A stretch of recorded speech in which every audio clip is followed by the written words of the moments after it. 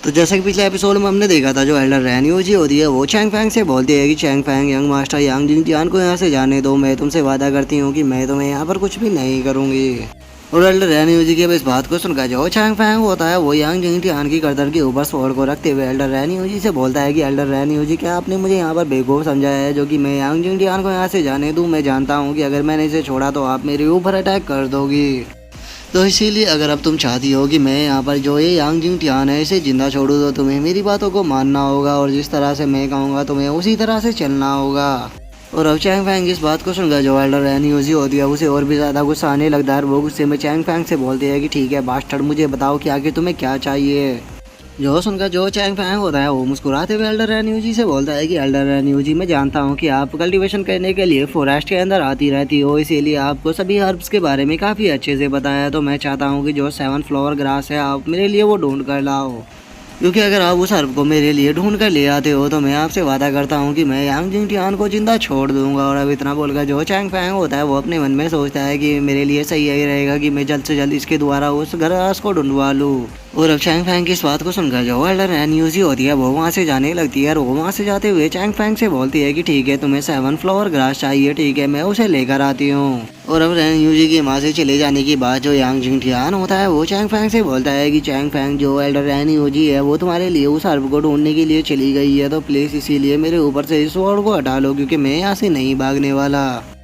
और अब यांग जिंगटियान की इस बात को सुनकर जो चैंग फैंग होता है वो गुस्से में यांग जिंगटियान की तरफ देखते हुए उससे बोलता है कि अगर तुमने दोबारा से इस तरह की बकवास करने की कोशिश की तो मैं तुम्हारे सर को तुम्हारे धड़ से अलग कर दूंगा। जो सुनकर जो यांग जिंगटियान होता है वो घबराते हुए बोलता है कि ठीक है मैं अब इस तरह की बातें नहीं करूँगा।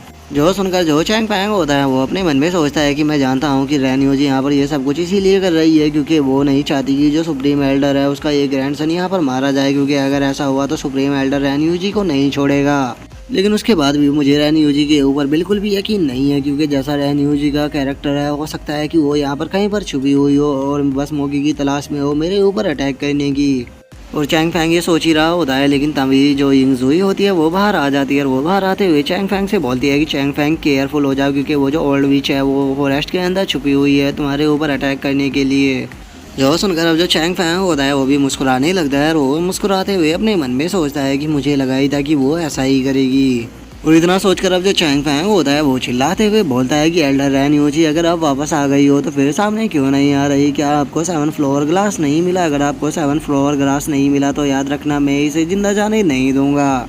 जो सुनकर अब जो एल्डर रेन्यूजी होती है वो अपने मन में सोचती है कि इस बादशाह ने पता लगा लिया कि मैं यहाँ पर छुपी हुई हूँ, इसका मतलब अब यहाँ पर छुपने का कोई भी फायदा नहीं है, मुझे इसे वो 7 ग्रास देनी ही होगी। और इतना वो सोचकर अब जो एल्डर रेन्यूजी होती है वो सामने आ जाती है। और वो चैंग फैंग की तरफ एक गोले को फेंकते हुए उसे बोलती है कि तुम्हें जो कुछ भी चाहिए था मैं उसे लेकर आ चुकी हूँ, तो तुम इसे रख सकते हो। जो सुनकर अब जो चैंग फैंग होता है वो भी उस एनर्जी की गोली को पकड़ लेता है। और वो उस एनर्जी की गोली को पकड़ लेने के बाद जो चैंग फैंग होता है वो एल्डर रेन्यूजी से बोलता है कि पहले मैं इसे चेक करूँगा, क्योंकि मुझे तुम्हारे ऊपर बिल्कुल भी यकीन नहीं है।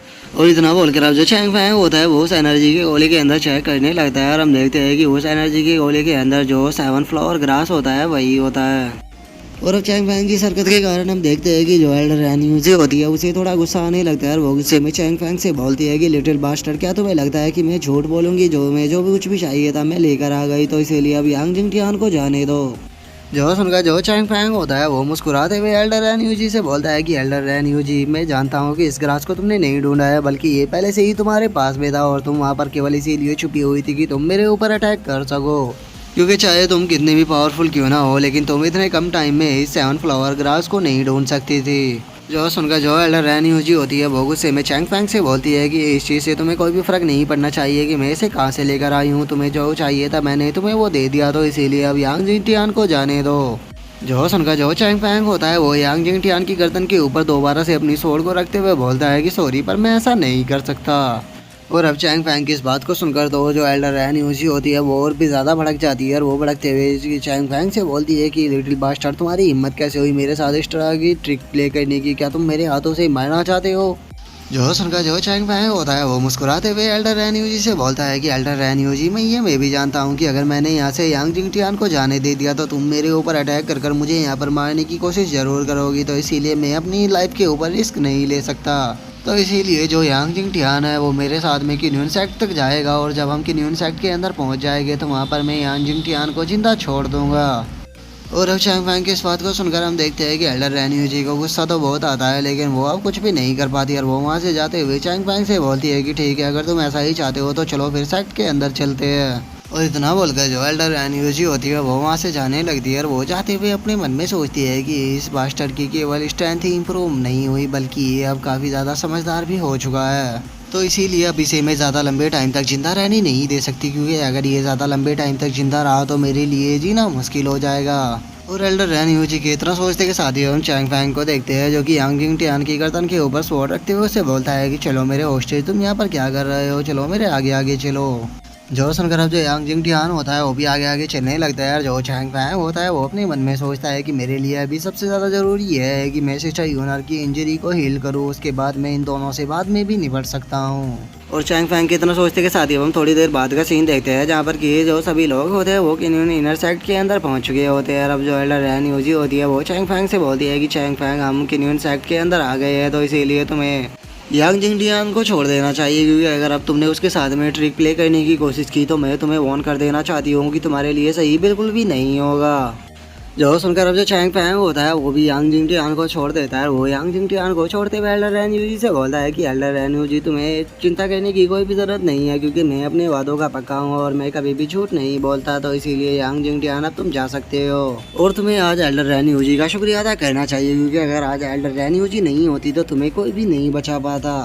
और अब इनर सेक्ट के अंदर आ जाने के कारण हम देखते हैं कि जो यांग जिंग टियान होता है वो भी काफ़ी ज़्यादा खुश हो जाता है और वो खुश होते हुए सामने की तरफ देखते हुए बोलता है कि फाइनली मैं सरवाइव कर गया। और यांग जिंग टियान के इतना बोलते के साथ ही हम चैंग फैंग को देखते हैं जो कि मुस्कुराते हुए एल्डर रेन्यू जी से बोलता है कि हाँ एल्डर रेन्यू जी, मैं आपका शुक्रिया अदा करना चाहता हूँ जो कि आप मेरे लिए ये 7 फ्लोवर ग्लास लेकर आया, क्योंकि अगर आप नहीं होते तो मुझे लगता है कि मैं इतने कम टाइम में इस 7 फ्लोवर ग्लास को नहीं ढूंढ पाता।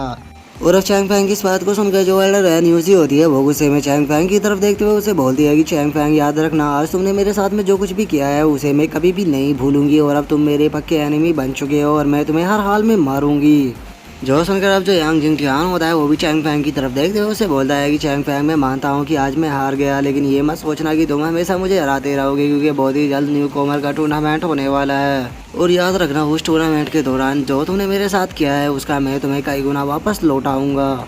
और उन दोनों जिस तरह की बातों को सुनकर जो चैंग फैंग होता है वो अपने हाथों को फोल्ड कर मुस्कुराते हुए उन दोनों की तरफ देखते हुए उन दोनों से बोलता है कि तुम्हें क्या लगता है कि मैं तुम्हारी इन छोटी मोटी धमकियों से ऐसे ही डर जाऊंगा? मैं तुम लोगों से नहीं डरता और तुम जब चाहे तब मुझे चैलेंज करने के लिए मेरे पास में आ सकते हो। और अब चैंग फैंग की इस बात को सुनकर हम देखते हैं कि जो एल्डर रेन्यू जी और जो यांग जिंग टियान होता है वे दोनों वहाँ से निकल जाते हैं। और अब इसी के साथ में जो हमारा आज का एपिसोड है वो भी यहीं पे कंप्लीट हो जाता है। तो हम नेक्स्ट एपिसोड में देखेंगे कि आगे क्या होता है। अगर आप लोगों को वीडियो अच्छी लगी हो तो लाइक करना, चैनल को सब्सक्राइब करना। मैं मिलता हूँ नेक्स्ट एपिसोड में, तब तक के लिए बाय बाय गाइस।